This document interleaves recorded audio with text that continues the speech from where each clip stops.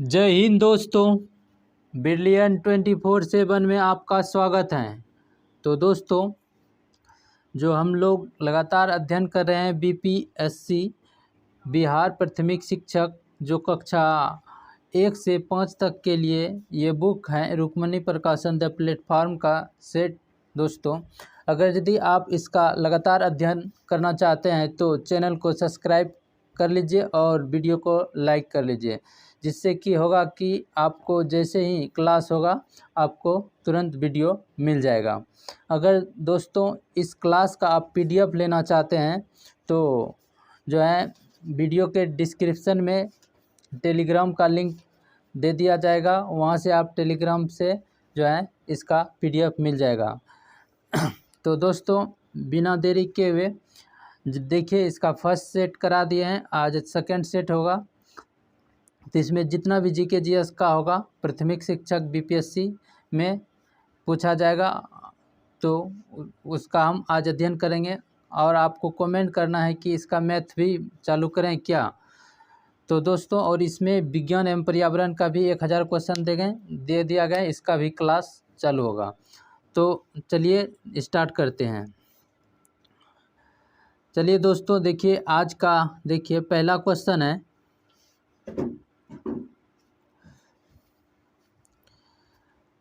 आज का पहला क्वेश्चन है कि देखिए 41 से होगा और 120 तक जाएंगे। यहाँ से 41 से ही इस ये जो रुक्मणी प्रकाशन का सेट है 41 से ही इसमें, इससे पहले जो है मैथ और रीजनिंग है, और यहाँ से ही जीके जीएस और करंट का जो क्वेश्चन है चालू होता है। चलिए स्टार्ट करते हैं। 41 नंबर क्वेश्चन है दोस्तों कि वायसराय की कार्यकारिणी परिषद में शामिल होने वाले प्रथम भारतीय कौन थे। बोल रहा है क्वेश्चन कि वायसराय के कार्यकारिणी परिषद में शामिल होने वाले प्रथम भारतीय कौन थे। तो इसका सही आंसर होगा सत्येंद्र प्रसाद सिन्हा। सी नंबर इसका जो है सही आंसर होगा। सी नंबर इसका सही आंसर होगा। ठीक। और दोस्तों, ये जो था वायसराय 1858 में 1858 ईस्वी में वायसराय, इसे वायसराय इन काउंसिल कहा जाने लगा। वायसराय को जो है वायसराय की कार्यकारिणी परिषद को वायसराय इन काउंसिल कहा जाने लगा। ठीक। और सत्येंद्र प्रसन्न सिन्हा जो था दोस्तों, ये जो था को विधि सदस्यता बनाया गया था इसका। चलिए अगला क्वेश्चन लेते हैं। 42 नंबर क्वेश्चन है दोस्तों। 1857 के विद्रोह, जिसे भारत का प्रथम स्वतंत्रता संग्राम के रूप में भी जाना जाता है, के बाद भारत के अंतिम मुगल सम्राट बहादुर शाह जफर को निर्वास करके कहाँ भेज दिया गया था। तो इसको भेज दिया गया था दोस्तों बर्मा। कहाँ भेज दिया था? बर्मा। सी नंबर इसका सही आंसर होगा। बर्मा भेज दिया गया था। 1857 का विद्रोह था दोस्तों। 1857 के विद्रोह, जिसे भारत के प्रथम स्वतंत्रता संग्राम के रूप में जाना जाता है, के बाद भारत में अंतिम मुगल सम्राट बहादुर शाह जफर को निर्वास करके बर्मा भेज दिया गया था। और बहादुर शाह जफर अंतिम मुगल सम्राट था, जो 1857 ईस्वी में इनका दरबार क्रांति का प्रमुख केंद्र था।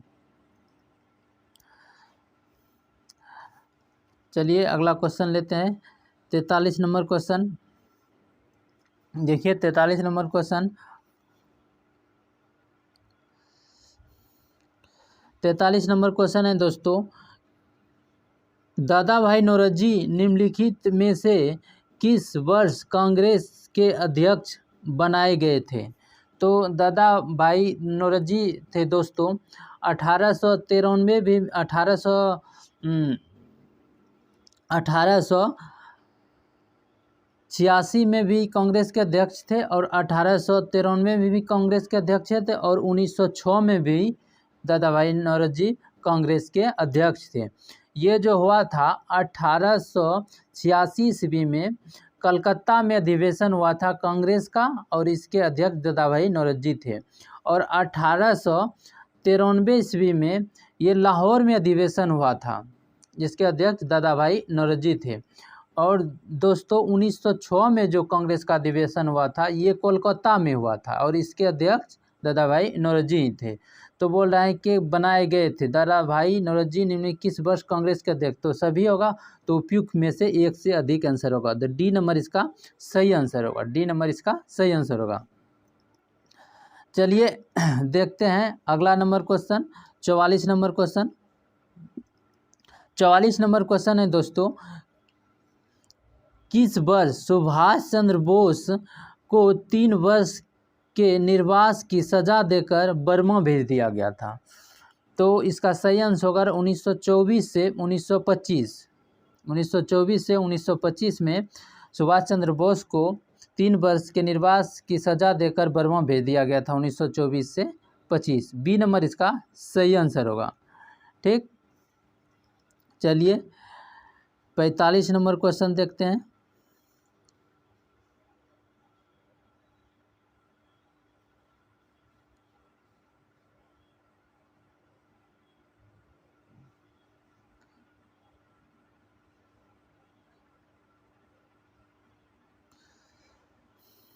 थोड़ा जो है कट जाता है।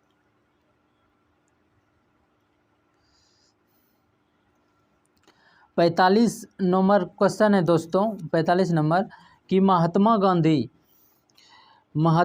गांधी ने निम्नलिखित में से किसे अपना राजनीतिक गुरु कहा था? तो दोस्तों महात्मा गांधी ने राजनीतिक गुरु कहा था गोपाल कृष्ण गोखले को। बी नंबर इसका सही आंसर होगा। महात्मा गांधी ने किसे अपना राजनीतिक गुरु कहा था? तो आंसर होगा गोपाल कृष्ण गोखले। बी नंबर इसका सही आंसर होगा। और गोपाल कृष्ण गोखले का जो था गुरु था वो था एम.जी. रनाडे। एम.जी. रनाडे जो था गोपाल कृष्ण गोखले का राजनीतिक गुरु था। और दोस्तों विनोबा भावे महात्मा गांधी को अपना राजनीतिक गुरु मानता था। विनोबा भावे जो है महात्मा गांधी को विनोबा भावे के जो है राजनीतिक गुरु महात्मा गांधी था, और महात्मा गांधी के राजनीतिक गोपाल कृष्ण गोखले था, और गोपाल कृष्ण गोखले के राजनीतिक गुरु एम.जी. रनाडे था। ठीक, 46 नंबर क्वेश्चन देखते हैं।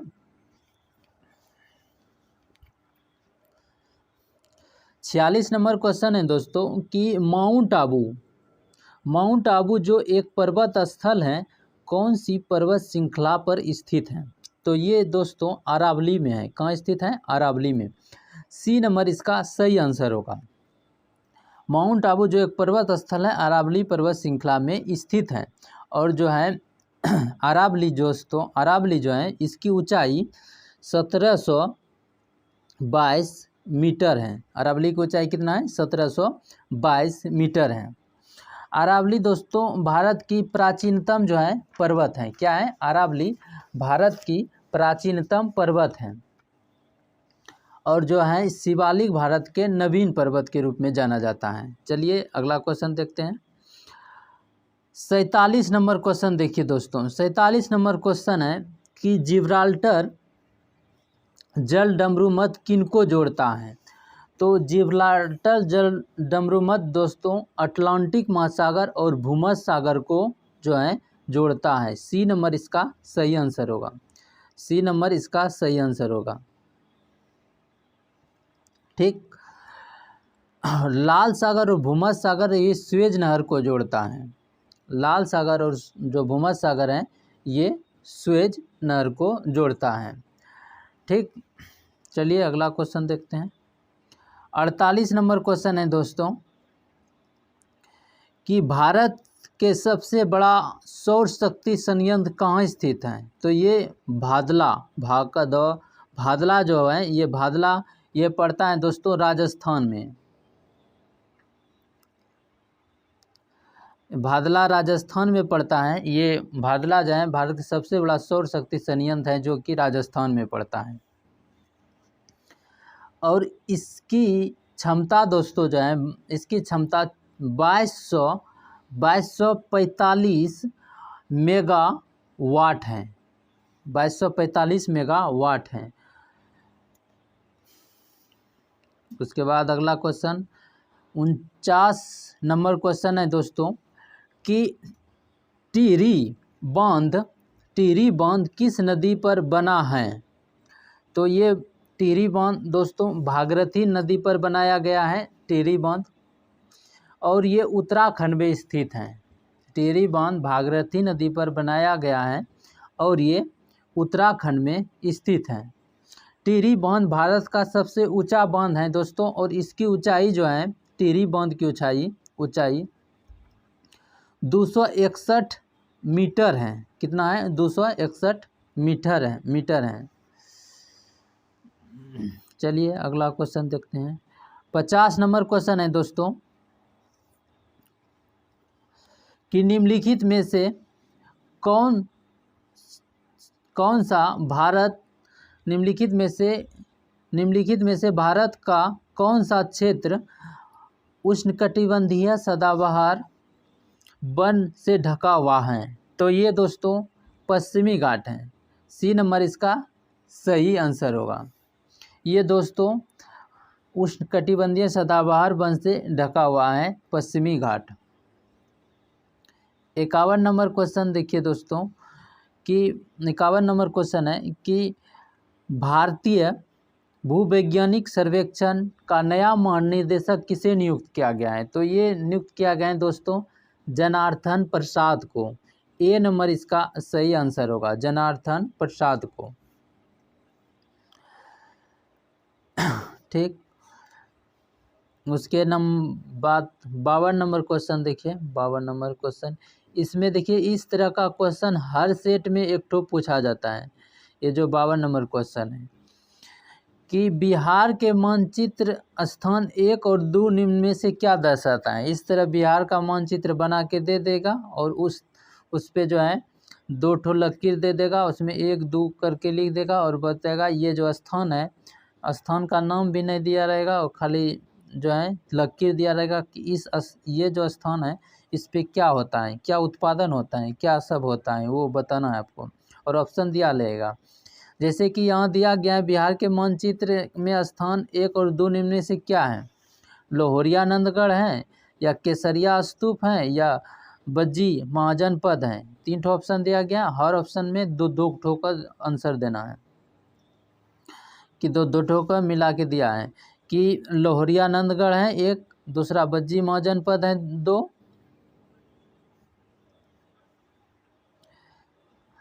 और बी नंबर ऑप्शन में केसरिया स्तूप है पहला, दूसरा है बज्जी महाजनपद है, तीसरा में है पहला कि लोहरिया नंदगढ़ है या केसरिया स्तूप है। तो इसका सही आंसर होगा सी नंबर कि पहला जो है चिन्ह दर्शाता है, एक लोहरिया नंदगढ़ और दूसरा केसरिया स्तूप दर्शाता है। सी नंबर इसका सही आंसर होगा। सी नंबर इसका सही आंसर होगा। सी नंबर इसका सही आंसर होगा। ठीक, उसके बाद देखिए उसमें जो है लकीर खींचने में, उसमें टिक मारने में कुछ प्रॉब्लम आ रहा था, इसीलिए जो है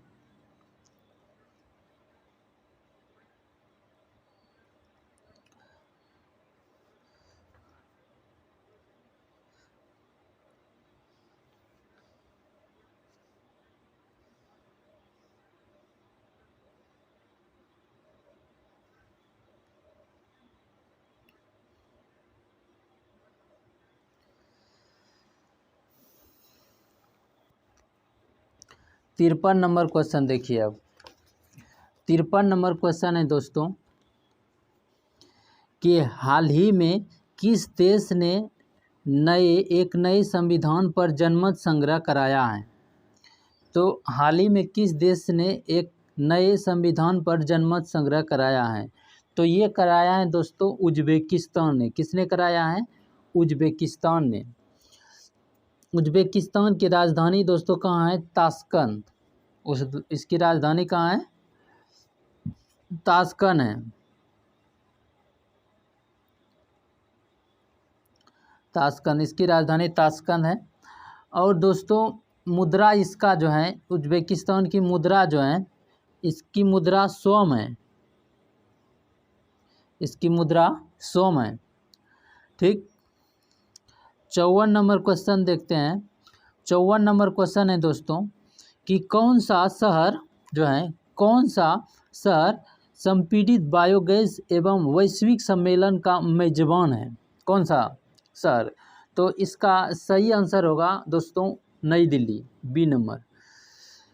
नई दिल्ली संपीड़ित बायोगैस एवं वैश्विक सम्मेलन का मेजबान है। और इसका दोस्तों जो है मुंबई, और मुंबई चलिए मुंबई दोस्तों जो है भारत की पहली अंडर सी टनल का निर्माण किया जा रहा है। मुंबई में दोस्तों जो है मुंबई में भारत की पहली अंडर सी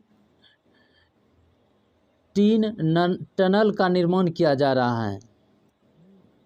और नई दिल्ली तो ये गया।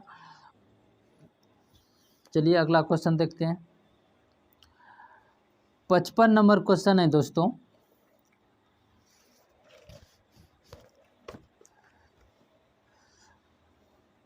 55 नंबर क्वेश्चन है कि जुलाई 2023 में कौन सा देश शंघाई सहयोग संगठन का नया स्थायी सदस्य बनाया गया है?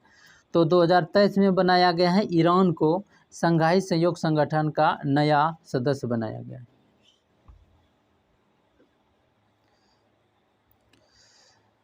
जुलाई 2023 में कौन सा देश शंघाई सहयोग संगठन का नया सदस्य बना था? तो दोस्तों ये बना था ईरान। और जो था SCO, शंघाई सहयोग संगठन को बोलते हैं SCO, शंघाई सहयोग संगठन को बोलते हैं SCO। और जो है इसकी स्थापना 2001 में 6 सदस्य देशों के साथ की गई थी। और ईरान जो था SCO का 9वां सदस्य बना था। ईरान दोस्तों SCO का 9वां सदस्य बना था। ईरान SCO का 9वां सदस्य बना था। ठीक,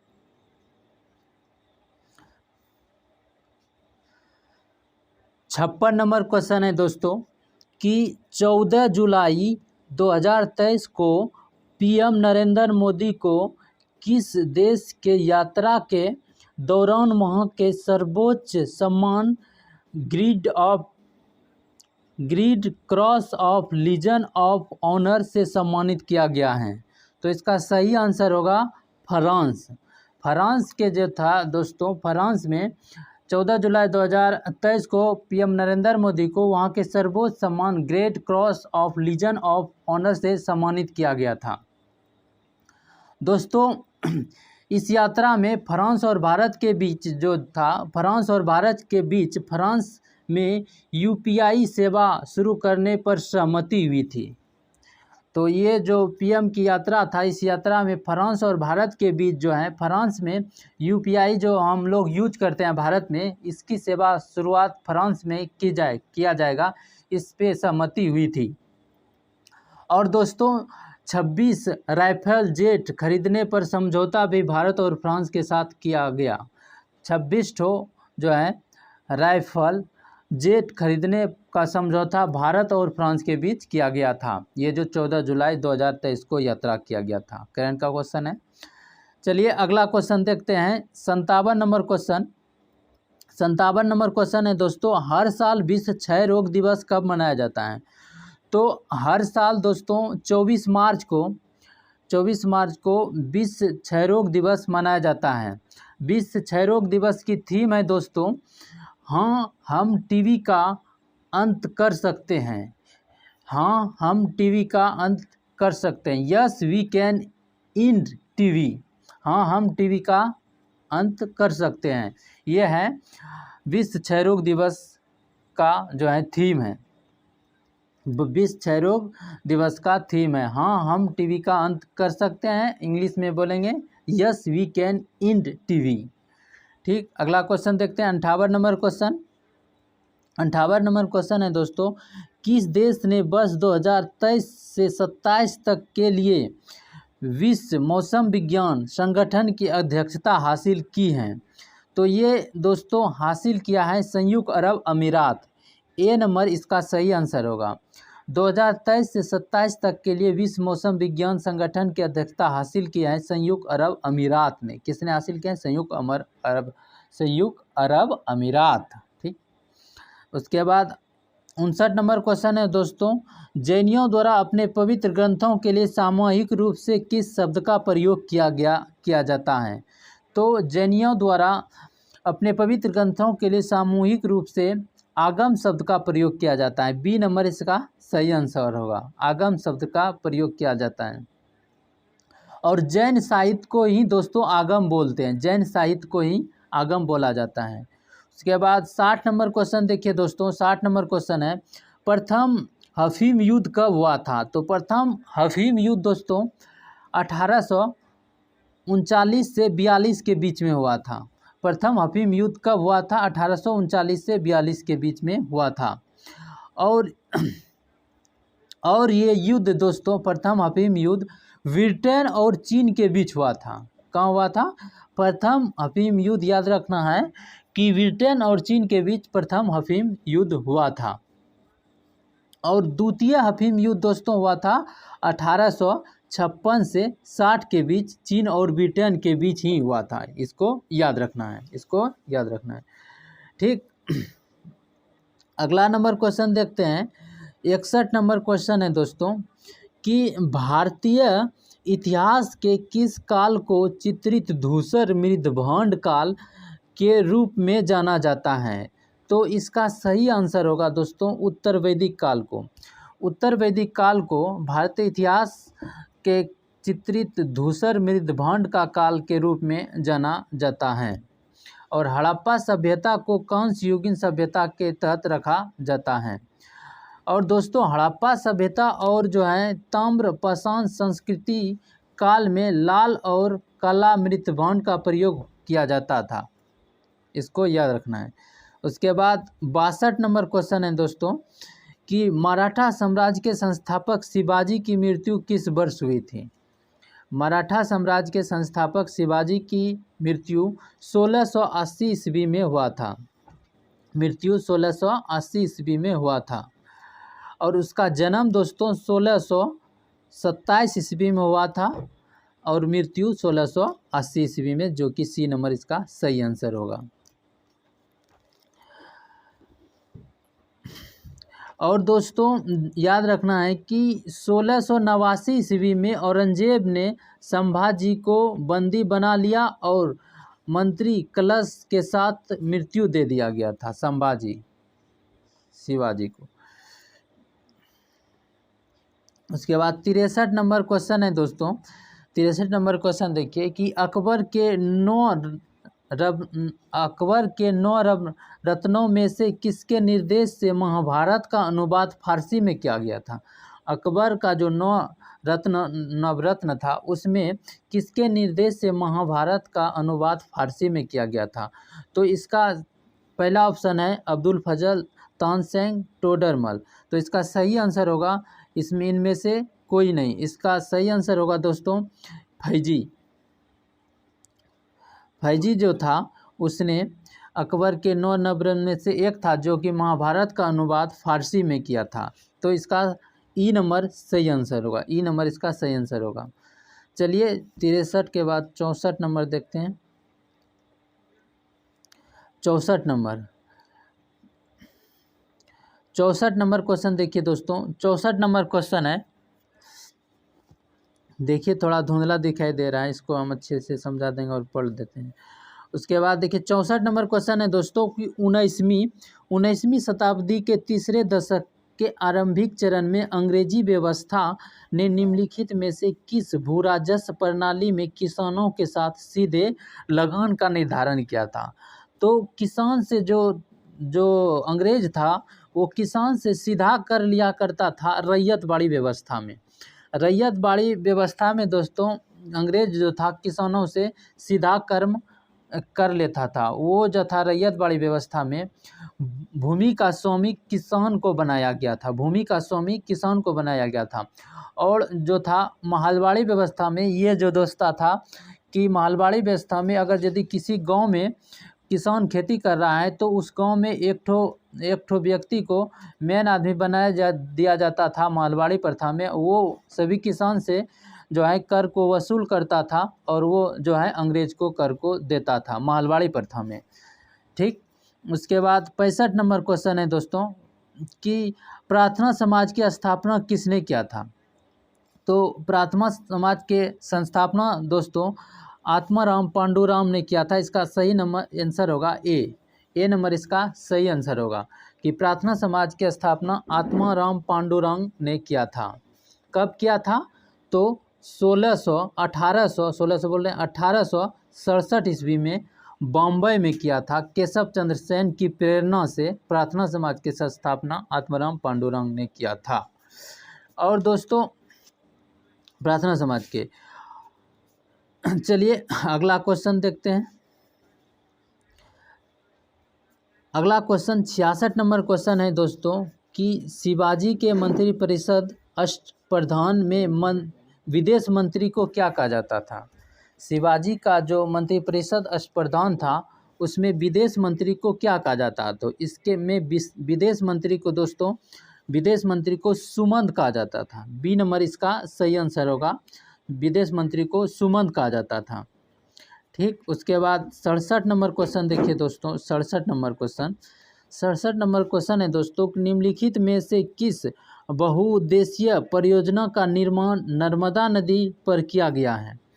तो सरदार सरोवर परियोजना का जो निर्माण दोस्तों नर्मदा नदी पर किया गया है।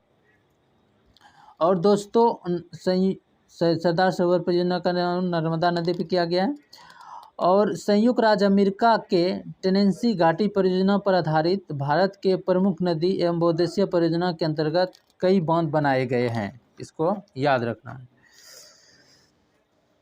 अब इसमें कुछ परियोजना को हम मौखिक से बोलेंगे जो कि आपको याद रखना है। तो दोस्तों इडुक्की परियोजना जो है ये पेरियार नदी पे है। इडुक्की परियोजना पेरियार नदी पे है पहला। दूसरा नंबर है कि उकाई परियोजना ताप्ती नदी पे है। तीसरा नंबर है टिहरी बांध परियोजना भागीरथी नदी पे है। तेलैया परियोजना जो है ये बराकर नदी पे है। और 5वां नंबर है कि हीराकुंड बांध परियोजना महानदी पे है। और माता टीला परियोजना बेतवा नदी पे उत्तर प्रदेश में है माता टीला परियोजना। ठीक, 68 नंबर क्वेश्चन देखिए। अब देखते हैं 68 नंबर क्वेश्चन है दोस्तों कि बारी दोआब का जो क्षेत्र पड़ता है वो किसके बीच पड़ता है। ब्यास और रावी नदी के बीच पड़ता है। कहाँ पड़ता है? ब्यास और रावी नदी के बीच पड़ता है। बी नंबर इसका सही आंसर होगा। दोआब क्षेत्र जो होता है दोस्तों दोआब क्षेत्र की मिट्टी बहुत उपजाऊ होता है। दोआब क्षेत्र जो होता है उसकी मिट्टी बहुत उपजाऊ होता है जो कि ब्यास और रावी नदी के क्षेत्र के बीच के क्षेत्र को बारी दोआब क्षेत्र बोला जाता है। ठीक, चलिए अगला नंबर क्वेश्चन देखते हैं। अगला नंबर क्वेश्चन है दोस्तों 69 नंबर क्वेश्चन है कि गोदावरी डेल्टा किस राज्य में पड़ता है। गोदावरी डेल्टा किस राज्य में पड़ता है। तो गोदावरी डेल्टा दोस्तों आंध्र प्रदेश में पड़ता है। बी नंबर इसका सही आंसर होगा। गोदावरी डेल्टा आंध्र प्रदेश में पड़ता है। और कृष्णा डेल्टा भी आंध्र प्रदेश में ही स्थित है। कृष्णा डेल्टा भी आंध्र प्रदेश में स्थित है।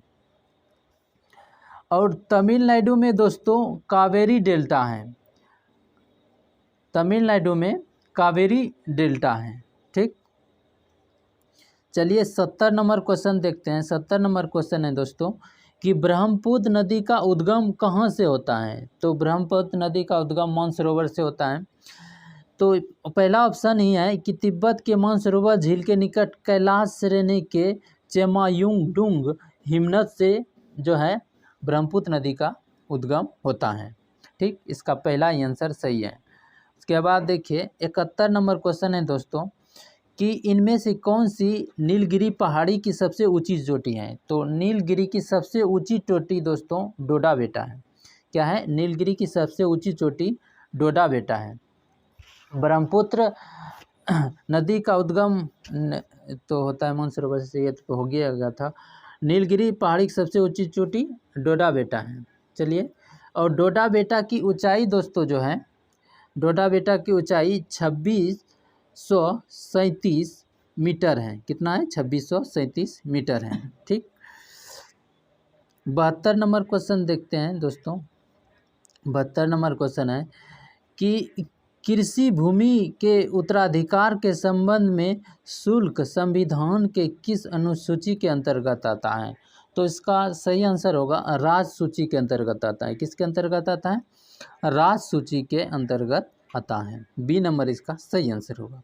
उसके बाद 73 नंबर क्वेश्चन है दोस्तों कि लोकसभा तथा विधानसभा के चुनावों में मतदान देने के लिए मताधिकार की न्यूनतम आयु 21 वर्ष से घटाकर 18 वर्ष किस संविधान संशोधन अधिनियम के द्वारा किया गया था?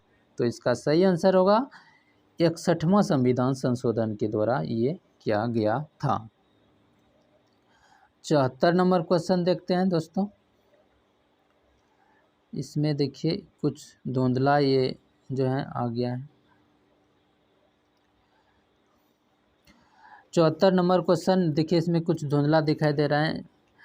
74 नंबर क्वेश्चन है दोस्तों कि भारतीय संविधान के किन अनुच्छेदों के अंतर्गत समानता के अधिकार का उल्लेख किया गया है? तो समानता का अधिकार जो है अनुच्छेद 14 से 18 के बीच किया गया है, जो कि इसमें बी नंबर में दिया गया है। ठीक, उसके बाद देखिए इसमें पढ़ते हैं हम कि सर्वोच्च न्यायालय के मुख्य न्यायाधीश, संघ लोक सेवा आयोग के अध्यक्ष, मुख्य निर्वाचन आयुक्त, भारत के नियंत्रक एवं महालेखा परीक्षक पदों में वरीयता के क्रम में सबसे उच्चतम कौन होता है? तो ये होता है दोस्तों सर्वोच्च न्यायालय के मुख्य न्यायाधीश। ए नंबर इसका सही आंसर होगा। उसके बाद देखिए कि प्रथम लोक सेवा के अध्यक्ष निम्नलिखित में से कौन थे? प्रथम लोक सेवा के प्रथम उपाध्यक्ष कौन थे? M.A. अयंकर। बी नंबर इसका सही आंसर होगा। उसके बाद 77 नंबर क्वेश्चन देखिए दोस्तों हैं, निम्नलिखित में से किस प्रकार का बाजार कीमतों को नियंत्रित करने में असमर्थ रहता है? देखिए जो जरा धुंधला दिखाई दे रहा है उसको जो है पहले तेजी से कटा अध्ययन कर लेते हैं जरा सा। उसके बाद देखिए निम्नलिखित किस प्रकार का बाजार कीमतों को नियंत्रित करने में असमर्थ रहता है? तो अगर यदि बाजार में दो ठो दुकान रहेगा तो दाम जो है घटता रहेगा और बढ़ता रहेगा, तो क्या होगा? पूर्ण अस्पर्शता बड़ा बाजार जो रहता है उसमें कीमत नियंत्रित रहने में असमर्थ रहता है। ठीक, बी नंबर इसका सही आंसर होगा। 77 का जो है बी नंबर सही आंसर होगा। उसके बाद 78 नंबर क्वेश्चन है दोस्तों कि सेवा क्षेत्र किसी अर्थव्यवस्था के एक हिस्सा होता है। सेवा क्षेत्र तृतीय क्षेत्र के अंतर्गत आता है। ठीक, उसके बाद 79 नंबर क्वेश्चन है दोस्तों, मुद्रा आपूर्ति किससे मापी जाती है? तो मुद्रा आपूर्ति की अधिकता मापी जाती है। बी नंबर इसका सही आंसर होगा। उसके बाद देखिए 80 नंबर क्वेश्चन है दोस्तों कि 1948 की औद्योगिक नीति में उद्योगों को कितने वर्गों में विभाजित किया गया था? तो 1948 की औद्योगिक नीति में उद्योगों को 4 वर्गों में विभाजित किया। बी नंबर इसका सही आंसर होगा। उसके बाद 81 नंबर क्वेश्चन है कि औद्योगिक नीति को किस तरह का संविधान कहा जाता है? औद्योगिक नीति को किस तरह का संविधान कहा जाता है? तो इसको औद्योगिक नीति को दोस्तों इनमें से व्यावसायिक कहा जाता है या पूंजीवादी कहा जाता है या समाजवादी कहा जाता है। तो दोस्तों औद्योगिक नीति को किस तरह का संविधान कहा जाता है? तो औद्योगिक नीति को आर्थिक संविधान कहा जाता है। इसको जो है आर्थिक संविधान कहा जाता है। औद्योगिक नीति को आर्थिक संविधान कहा जाता है। आर्थिक संविधान कहा जाता है। ठीक, ई नंबर इसका सही आंसर होगा, जो कि किसी में नहीं है ऑप्शन में। के बाद 82 नंबर क्वेश्चन देखिए दोस्तों। 82 नंबर क्वेश्चन है, निम्नलिखित में कौन सा तथ्य सुनामी से संबंधित नहीं है? सुनामी से बोलता है संबंधित नहीं है। तो इसका जो होगा आंसर, किसी पर्वत की ऊंची चोटी पर रहने वाला प्राकृतिक घटना, किसी पर्वत की ऊंची चोटी पर होने वाली प्राकृतिक घटना, ये जो है सुनामी से नहीं है। और महासागर में होने वाली प्राकृतिक घटना ये सुनामी से संबंधित है। और इनके भूकंप का प्रमुख कारण, इसके होने का मूल कारण भूकंप, ये भी सही है। तो इसका ए नंबर सही आंसर होगा। उसके बाद 83 नंबर क्वेश्चन देखिए दोस्तों, 83 नंबर क्वेश्चन है कि 1931 में निम्नलिखित में से कौन इंडियन नेशनल कांग्रेस के अध्यक्ष थे? तो ये सरदार वल्लभ भाई पटेल जो थे 1931 में कांग्रेस के अध्यक्ष थे। ठीक, और इसकी अध्यक्षता जो 1931 में जो कांग्रेस के अध्यक्ष सरदार वल्लभ भाई पटेल थे, और इसकी जो ये अधिवेशन जो हुआ था कांग्रेस का, ये कराची में आयोजित किया गया था। 84 नंबर क्वेश्चन है दोस्तों कि लक्षद्वीप समूह और अंडमान निकोबार द्वीप समूह के समुद्र तट सहित भारत के समुद्र तट की कुल लंबाई कितना है? तो इसका सही आंसर होगा 7517 किलोमीटर। बी नंबर इसका सही आंसर होगा। ठीक,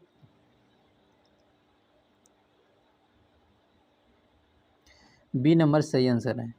उसके बाद देखिए 84 नंबर क्वेश्चन है दोस्तों, क्षेत्रफल की दृष्टि से विश्व का छठा सबसे बड़ा देश कौन सा है?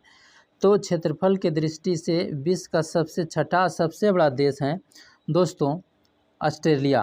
पहले नंबर पे क्षेत्रफल में आता है रूस। उसके बाद दूसरे नंबर पे आता है, पहले नंबर पे रूस, दूसरे नंबर पे आता है कनाडा, तीसरे नंबर पे क्षेत्रफल में आता है चीन, चौथे नंबर पे क्षेत्रफल में आता है अमेरिका, पाँचवें पे क्षेत्रफल में आता है ब्राज़ील, और छठे पे आता है ऑस्ट्रेलिया, और सातवें में क्षेत्रफल पे आता है भारत क्षेत्रफल में। और आबादी में सबसे अभी क्रमांक में भारत जो है, आबादी में जनसंख्या में एक नंबर पे भारत है, दूसरे नंबर पे चीन है, और जो है तीसरे नंबर पे अमेरिका है, चौथे नंबर पे इंडोनेशिया है। ठीक, अब देखते हैं 86 नंबर क्वेश्चन। 86 नंबर क्वेश्चन है दोस्तों, बिहार में पहली बार राष्ट्रपति शासन जब लगाया गया था उस समय बिहार के राज्यपाल कौन थे? तो इसका सही आंसर होगा दोस्तों, जब बिहार में राष्ट्रपति शासन लगाया गया था तो उस समय बिहार के राज्यपाल नित्यानंद कानून गो थे। कौन थे? नित्यानंद कानून। और बिहार में पहली बार राष्ट्रपति शासन दोस्तों 1968 में लगाया गया था। उस समय बिहार के मुख्यमंत्री जो थे भोला शास्त्री पासवान थे, और राज्यपाल नित्यानंद कानून गो थे, और मुख्यमंत्री भोला पासवान शास्त्री थे। ठीक, 87 नंबर क्वेश्चन देखिए दोस्तों, 87 नंबर क्वेश्चन है, बिहार के मधुबनी जिले में शुरू सुखेत मॉडल किस विषय से संबंधित हैं? तो ये मॉडल संबंधित हैं दोस्तों प्रदूषण से। बिहार के मधुबनी जिले में शुरू सुखेत मॉडल प्रदूषण से संबंधित है। सुखेत मॉडल दोस्तों, एक पॉइंट को याद रखना है कि सुखेत मॉडल जो है में किसान न केवल गोबर बेचकर स्वच्छ ईंधन पाता है, बल्कि उसे जैविक खेती के लिए भी प्रोत्साहित किया जाता है सुखेत मॉडल में। ठीक, इसमें इसको जो है पॉइंट को समझना है। उसके बाद 88 नंबर क्वेश्चन है दोस्तों कि डॉक्टर बिधान चंद्र राय को भारत रत्न सम्मान कब मिला था? तो डॉक्टर बिधान चंद्र राय को भारत रत्न मिला था 1961 में। ए नंबर इसका जो है सही आंसर होगा 1961। 89 नंबर क्वेश्चन है दोस्तों,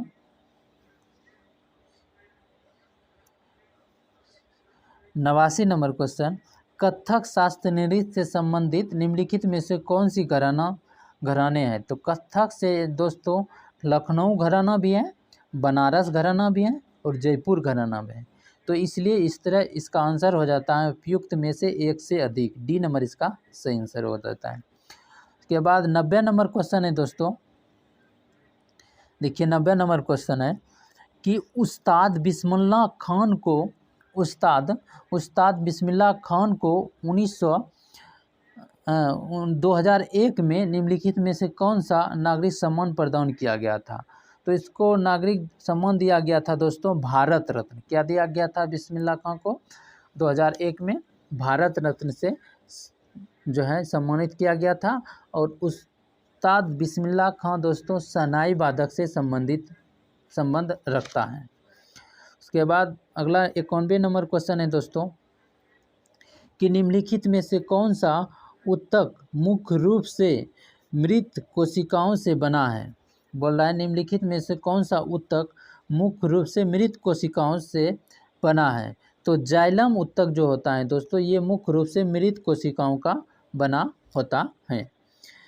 92 नंबर क्वेश्चन को देखते हैं दोस्तों। 92 नंबर क्वेश्चन है कौन तंत्र तरल पदार्थों को एक स्थान से दूसरे स्थान पर संचरण करती हैं? कौन तंत्र तरल पदार्थों को एक स्थान से दूसरे स्थान तक जो है संचरित करती हैं? तो इसका सही आंसर होगा संवहनीय संबंधित जो है तंत्र। बी नंबर सही आंसर होगा। के बाद 93 नंबर क्वेश्चन देखते हैं दोस्तों कि परमाणु से प्राप्त ऊर्जा को क्या कहा जाता है? तो इसको दोस्तों नाभिकीय ऊर्जा कहा जाता है। क्या कहा जाता है? नाभिकीय ऊर्जा कहा जाता है। जो है इसका नंबर सी नंबर सही आंसर नाभिकीय ऊर्जा कहा जाता है। ठीक 94 नंबर क्वेश्चन को देखते हैं दोस्तों। 94 नंबर क्वेश्चन है कि ऑक्जेलिक एसिड का एक प्राकृतिक स्रोत क्या है? तो इसका सही स्रोत है टमाटर। ऑक्जेलिक एसिड का एक प्राकृतिक स्रोत दोस्तों क्या है? टमाटर है, जो कि कपड़े से जंग के धब्बे हटाने के लिए ऑक्जेलिक अम्ल का ही प्रयोग किया जाता है। खट्टा दूध में भी लैक्टिक अम्ल पाया जाता है खट्टा दूध में दोस्तों। और इमली में टार्टरिक, सेब में मैलिक अम्ल पाया जाता है और चींटी में मेथनोइक अम्ल पाया जाता है। सोडा वाटर या पेय पदार्थ जिसको हम पीते हैं उसमें कार्बोनिक अम्ल पाया जाता है। ठीक के बाद 95 नंबर क्वेश्चन देखते हैं दोस्तों। 95 नंबर क्वेश्चन है कि निम्नलिखित में निम्न में कौन मांसपेशियों और अस्थियों को जोड़ता है? तो मांसपेशी और अस्थि को जोड़ता है दोस्तों टेंडन। लिगामेंटन जोड़ता है अस्थि से अस्थि को, लिगामेंटल। और मांसपेशी से अस्थि को जोड़ता है टेंडन, जिसको कंडरा भी बोला जाता है। टेंडन को हम जो है कंडरा भी बोला जाता है। कंडरा, टेंडन को कंडरा भी बोल सकता है, जो कि ऑप्शन ए में दिया गया है। इस तरह से इसका सही आंसर जो है कंडरा और टेंडन दोनों हो जाएगा। जो उपयुक्त में से एक से अधिक, डी नंबर इसका सही आंसर हो जाएगा। 94, 95, 96 नंबर। 96 नंबर क्वेश्चन देखिए दोस्तों है 96 नंबर क्वेश्चन कि किस प्रकार की कोशिकाओं से त्वचा बनी है? तो त्वचा दोस्तों जो बने हैं, बोल रहे हैं किस प्रकार कोशिकाओं से त्वचा बनी है? तो ये अधिचर्म कोशिकाओं से त्वचा बना है। सी नंबर इसका जो है 96 का सी नंबर सही आंसर होगा। उसके बाद 97 नंबर क्वेश्चन है दोस्तों आधुनिक आवर्त सारणी में बाईं ओर स्थित एकमात्र गैर धातु कौन सी है? तो इसका सही आंसर होगा हाइड्रोजन। क्या होगा? हाइड्रोजन।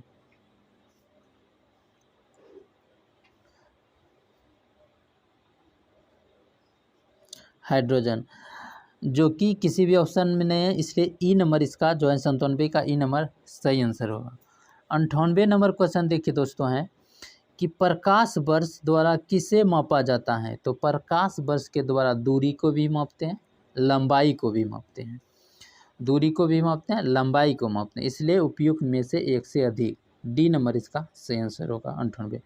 99 नंबर क्वेश्चन देखते हैं दोस्तों कि हमारे शरीर के हड्डियों में कौन से ऊतक पाए जाते हैं? तो हमारे शरीर के हड्डियों में दोस्तों जो होता है संयोजी ऊतक पाया जाता है। सी नंबर इसका सही आंसर होगा। 100 नंबर क्वेश्चन देखिए दोस्तों। 100 नंबर क्वेश्चन है निम्नलिखित में से कौन सी क्रिया अत्यधिक ऊष्माक्षेपी होता है? अत्यधिक ऊष्माक्षेपी जो क्रिया होता है दोस्तों सल्फ्यूरिक अम्ल का जल में घुलना। ए नंबर इसका सही आंसर है। सल्फ्यूरिक अम्ल का जल में घुलना एक ऊष्माक्षेपी अभिक्रिया है। ए नंबर सही आंसर है। 101 नंबर क्वेश्चन है दोस्तों कि निम्नलिखित में से किस युग्म की एसआई इकाई समान है? संवेग या बल की, बल भार की, कार्य और ऊर्जा की। तो बल और भार का जो है इकाई समान होता है, कार्य और ऊर्जा का इकाई समान होता है, संवेग और बल का जो है एसआई इकाई समान नहीं होता है, इसलिए उपयुक्त में से एक से अधिक, डी नंबर इसका सही आंसर होगा। इसके बाद 102 को देखते हैं दोस्तों। 102 नंबर क्वेश्चन है, मुंह का पीएच मान कितना होता है जिससे दांतों का टूटना शुरू हो जाता है? दांतों का टूटना शुरू हो जाता है, मुंह का पीएच मान कितना होता है जिससे दांतों का टूटना शुरू हो जाता है? तो इसका सही आंसर होगा 5.5 से कम। पीएच मान जब 5.5 से कम हो जाएगा तो दांतों का जो है टूटना शुरू हो जाएगा। और लार का पीएच मान कितना होता है? 6.5। रक्त का पीएच मान, रक्त का 7.4। ठीक। और तो आप जानते हैं कि 7 से कम को अम्लीय बोला जाता है, जिसका पीएच मान 7 से कम होता है अम्लीय बोला जाता है, 7 से ज़्यादा होता है उसको क्षारीय बोला जाता है। 103 नंबर क्वेश्चन है दोस्तों, बादलों के गर्जन के दौरान किस प्रकार का ऊर्जा रूपांतरण होता है? तो बादलों के गर्जन के दौरान दोस्तों गतिज ऊर्जा प्रकाश और ध्वनि ऊर्जा में रूपांतरित होता है। गतिज ऊर्जा प्रकाश और ध्वनि ऊर्जा में रूपांतरित होता है, बी नंबर इसका सही आंसर होगा। के बाद अगला नंबर क्वेश्चन है दोस्तों 104 नंबर क्वेश्चन को ध्यान से देखिए कि इनमें से कौन द्विबीजपत्री पौधा है? बोल रहा है इनमें से कौन द्विबीजपत्री पौधा है? तो 104 नंबर का सही आंसर, शकरकंद का बेल जो होता है ये एक द्विबीजपत्री पौधा होता है। 4 नंबर का जो है सी नंबर सही आंसर होगा, 4 का सी सही आंसर होगा। ठीक। उसके बाद 5 नंबर क्वेश्चन देखिए दोस्तों। 5 नंबर क्वेश्चन है, मृत एवं सड़े गले पदार्थों के पोषण प्राप्त करने वाले जीव का उदाहरण है।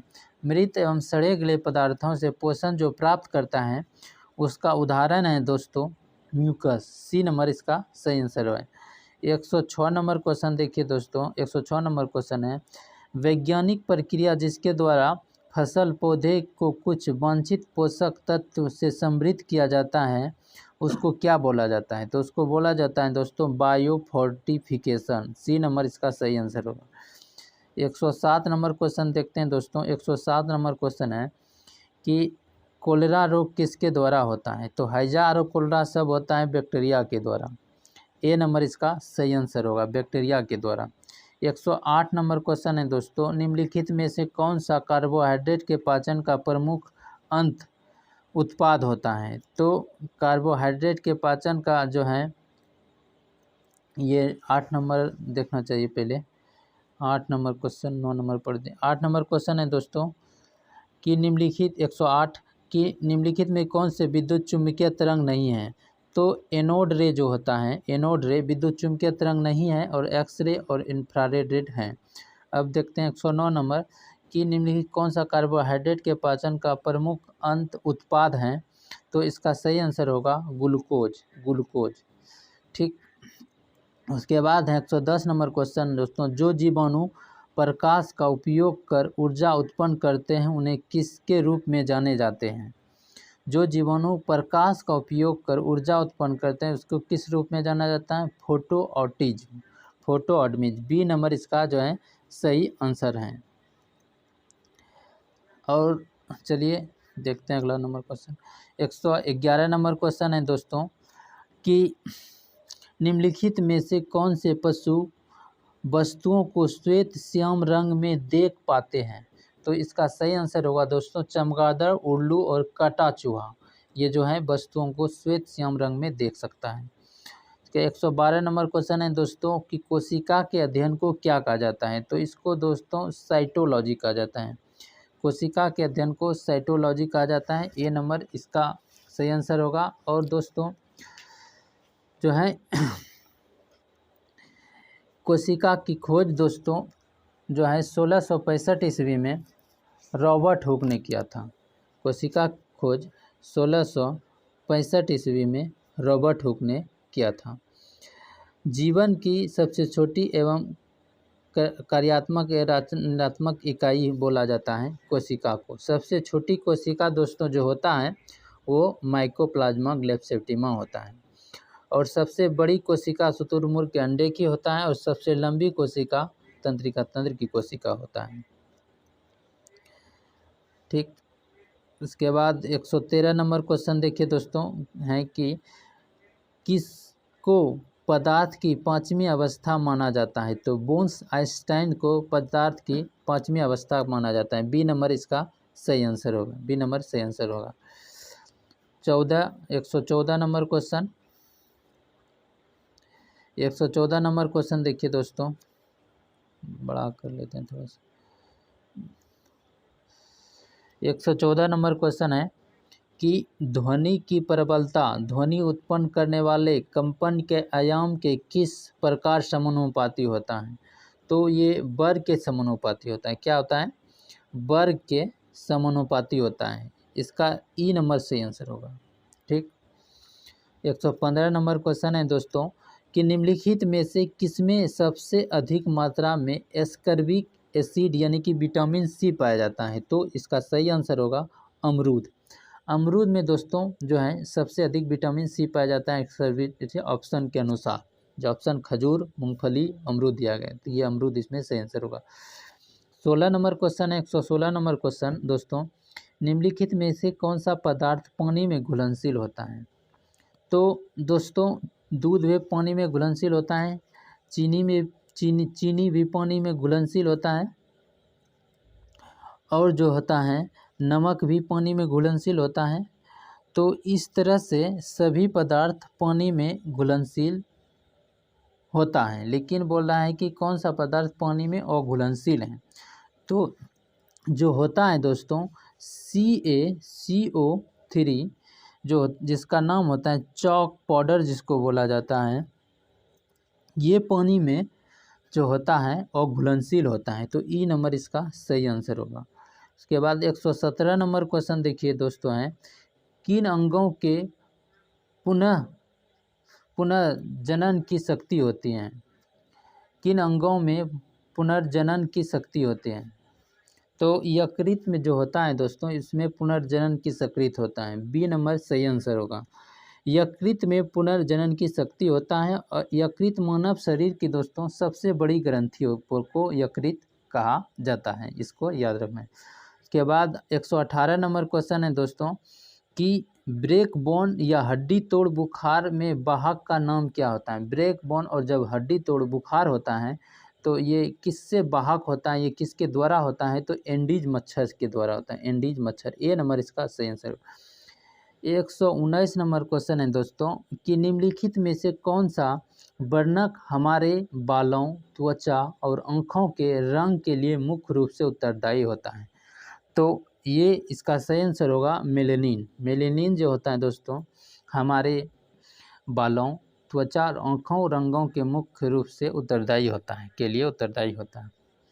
120 नंबर क्वेश्चन देखिए, और इस जो है प्रैक्टिस सेट का लास्ट क्वेश्चन है कि उस प्रकार के पोषण का नाम बताना है जिसमें जीव अपना पोषण मृत और विघटनशील पदार्थों से विलयन के रूप में प्राप्त करते हैं, उसको क्या बोला जाता है? मृत जीवी पोषण उसको बोला जाता है। तो इसका सही आंसर होगा बी नंबर। बी नंबर इसका सही आंसर होगा। तो ये जो प्रैक्टिस सेट जो है 2 था, इसमें जितना भी जो है BPSC बिहार शिक्षक प्राथमिक शिक्षक 1 से 5 तक में ये जितना भी जो है इसमें GKGS प्रैक्टिस सेट 2 में था उसको हम सभी का अध्ययन कर लिए। अगर यदि आपको इससे लाभ पहुंचता है तो दोस्तों वीडियो को लाइक करें और चैनल को सब्सक्राइब करें। पहले वीडियो को लाइक नहीं करना है, चैनल को पहले सब्सक्राइब नहीं करना है, इससे आपको लाभ पहुंच रहा है तो वीडियो को लाइक करें और चैनल को सब्सक्राइब करें। तो मिलते हैं अगले प्रैक्टिस सेट के साथ अगले वीडियो में। धन्यवाद।